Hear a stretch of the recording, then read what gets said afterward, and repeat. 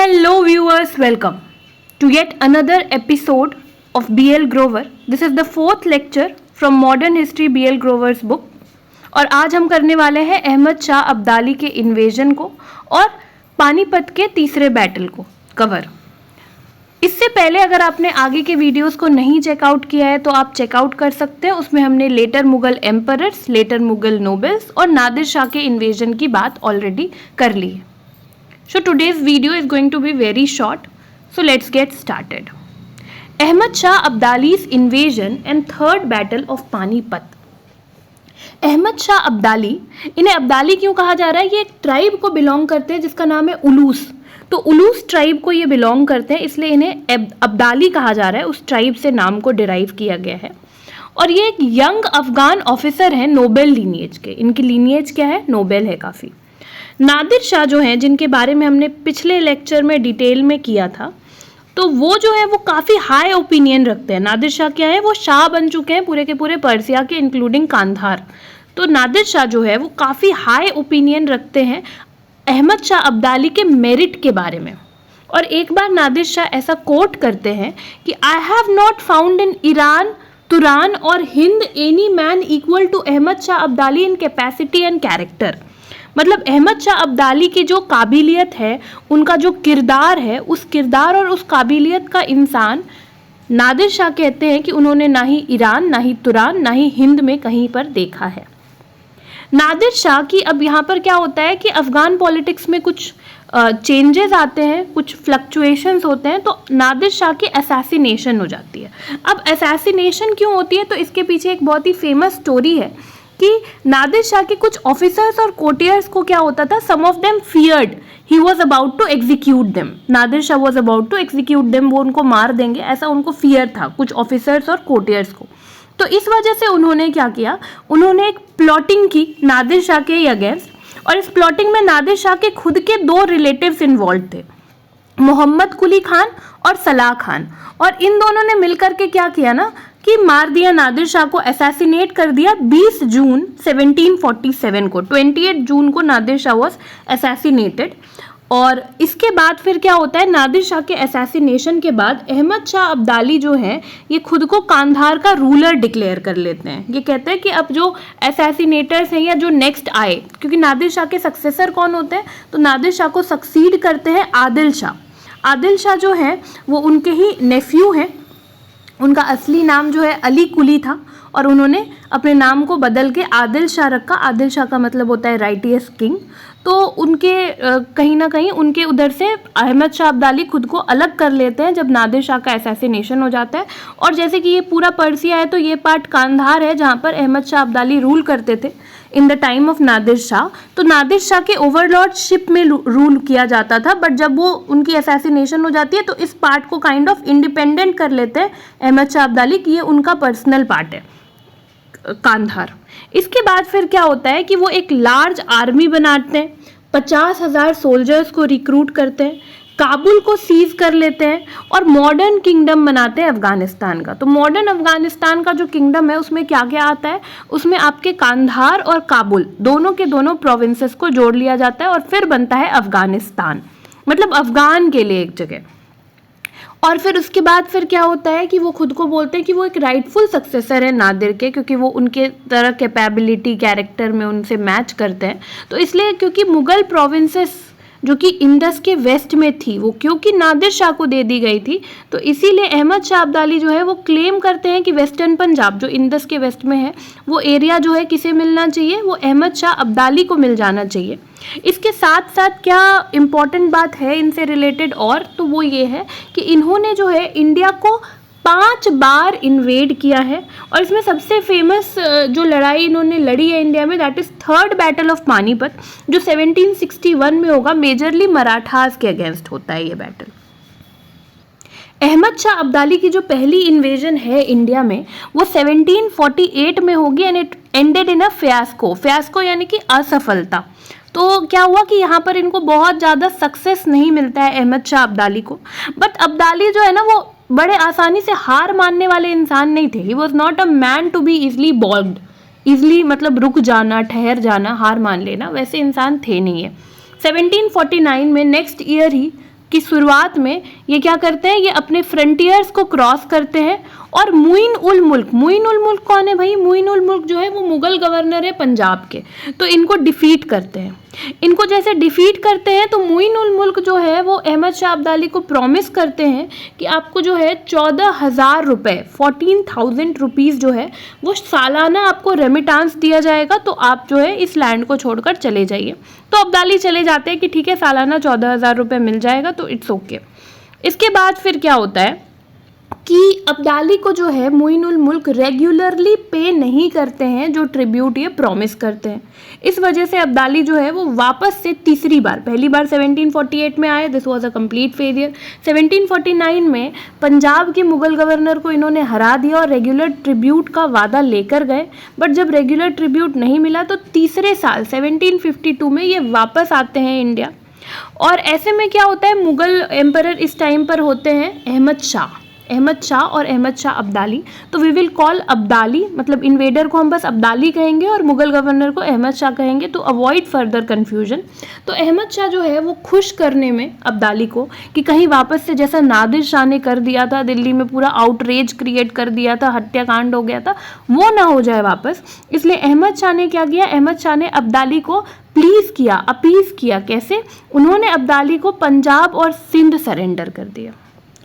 यहाँ तक ये बातें हो गई, फिर अब्दाली जो है वो वापस चले गए। लेकिन यहाँ पर एक गड़बड़ क्या हो जाती है कि पंजाब में लॉ एंड ऑर्डर पूरा बेकार हो जाता है और पंजाब में काफ़ी अराजकता छा जाती है मुइन उल मुल्क के डेथ के बाद। मुइन उल मुल्क कौन है? पंजाब के गवर्नर है, मुगल गवर्नर। तो उनकी जैसे डेथ हो जाती है तो पंजाब में अराजकता छा जाती है। इसके बाद क्या होता है, नवंबर के महीने में 1753 में जो मुगल वजीर हैं इमाद उल मुल्क, ये क्या करते हैं, ये अदीना बेग खान को जो है पंजाब का नया गवर्नर बना देते हैं। पर एक सेकेंड, एक्चुअली यहाँ पर कैच क्या है कि पंजाब एक्चुअली अहमद शाह अब्दाली को दे दिया गया था, पंजाब और सिंध। तो वैसे में मुगल गवर्नर मुइन उल मुल्क के मर जाने के बाद वजीर इमाद उल मुल्क ने अदीना बेग खान को जब बनाया पंजाब का गवर्नर, तो उन्होंने पूछा भी नहीं अब्दाली से। तो इससे जो है अब्दाली ने ये माना कि ये जो है ये इंटरफेरेंस है in the affairs of Punjab. ठीक है, उनको लगा कि जब पंजाब मुझे मिल गया है तो मुगल क्यों डिसाइड करेंगे कि कौन बनेगा वहाँ का रूलर, नहीं बनेगा, तो अदीना बेग खान को क्यों बनाया। तो इस वजह से अब्दाली को गुस्सा आता है और वो क्या करते हैं, वो वापस से क्रॉस करते हैं इंडियन टेरिटरी को चौथी बार। फोर्थ टाइम वो कब क्रॉस करते हैं? नवंबर 1756 में वो क्रॉस करते हैं, that is almost 4 years letter.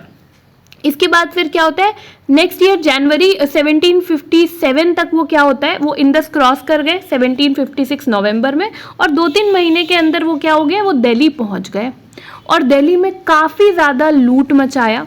Mathura Agra तक ये पहुंच गए, वहाँ तक भी इन्होंने लूट मचाया।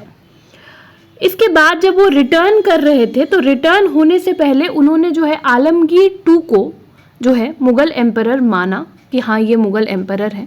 इमाद उद दौला को उनके पोजीशन पर रिस्टोर किया कि हाँ ये वजीर है, वो ये क्या करते हैं, एक्सेप्ट करते हैं। बट एक नया चेंज किया यहाँ पर पॉलिटी में दिल्ली के कि एक रोहिल्ला चीफ है।